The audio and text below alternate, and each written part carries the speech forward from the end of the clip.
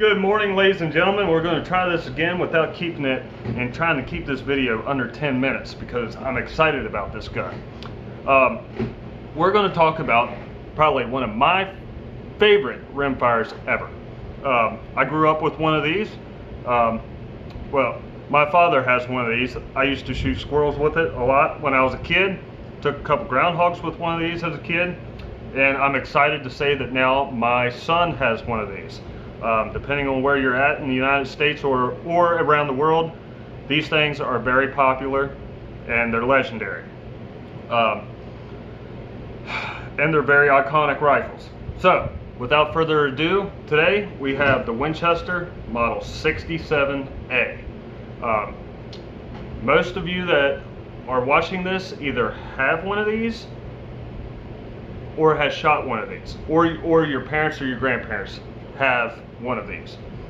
These are extremely popular 22s, or they're extremely popular here in Virginia, where I'm located. Just about everybody has one of these, or they have a 1022. These are amazingly good shooting rifles. Even for almost 100 years old, these things shoot very well, especially for what they are. These things are amazingly accurate. I have shot a lot of these just because almost everybody I know has one of these. So I have shot a lot of these, and just about every Winchester Model 67 I have ever held has shot well. So before we do anything else, like always, we need to make sure the gun is unloaded. Before you go messing with any firearm, please, dear God, make sure that it's unloaded so you don't accidentally shoot yourself or the gun go off and go through a wall and hit your wife or your child or anybody. So always physically, visually, and mechanically and check and inspect that this gun is unloaded. It is, so now we are good. So to get onto the rifle a little bit, these things were made for about 30 years, I think. They were made,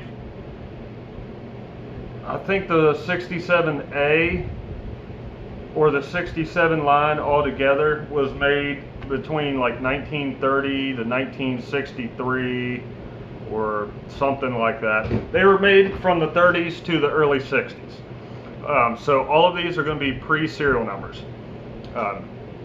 So the stock on this thing is actually in pretty dang good shape. A lot of these that I see, especially around here, the stocks are scratched up, marred up, or they're just beat to hell. And a lot of that is to do with around here, a lot of people use these as farm rifles or cat guns. You'll hear the term cat gun around here a lot, and that's what they're talking about.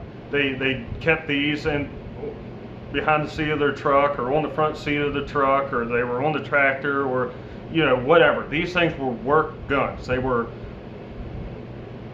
tools to people that used to buy these things. So a lot of them that you see around here are beat to hell. This one is in very good shape.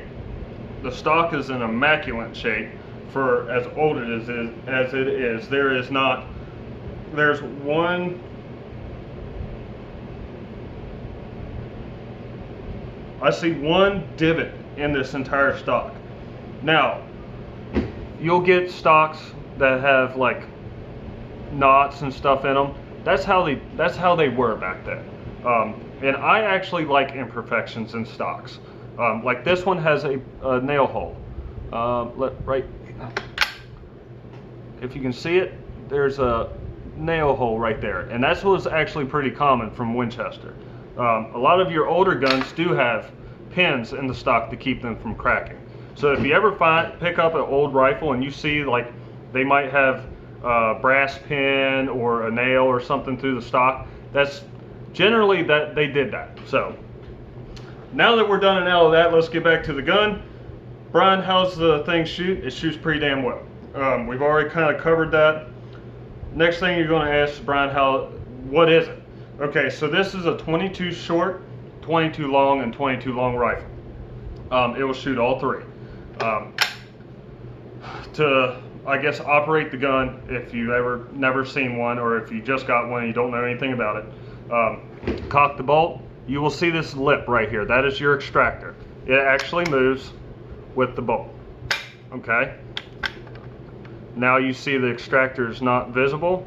When I pull the bolt all the way back, it is now present. That is what extracts your empty casing. But to load it, you put the shell in. It will not fire. You literally have to cock the firearm. Your safety is up top. Okay. Straight up is safe, and it's actually pretty nice to know this because I hated this as a kid. Easy way to know that this gun is on safe is with the safety on and you look through it.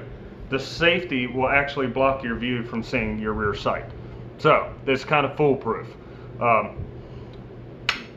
Flip it down to the side, the gun is ready to fire, and that's about it on that. The rear sight is your standard typical 67A sight.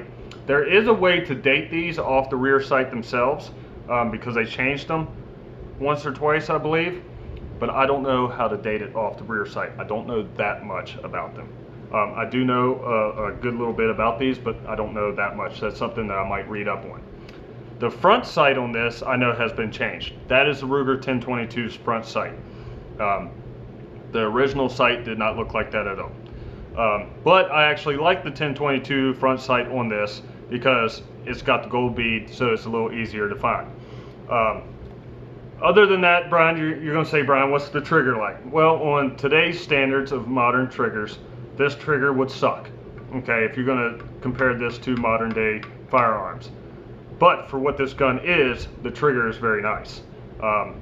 You are going to have some slop, okay, and then you get to a wall, and then it will fire. I'm not going to do it because you don't want to ever fire old firearms anyway, but it's pretty much the same as when it's not cocked. You're going to get this little shelf, and then it will fire. But that's everything about the Winchester Model 67A. If you have any questions about this firearm, please leave them in the comments below. I'll do my absolute best to answer them for you, or I will direct you in the correct way to find out your question. But guys, like always, y'all are awesome. Like and subscribe, and until next time, I'll see you later.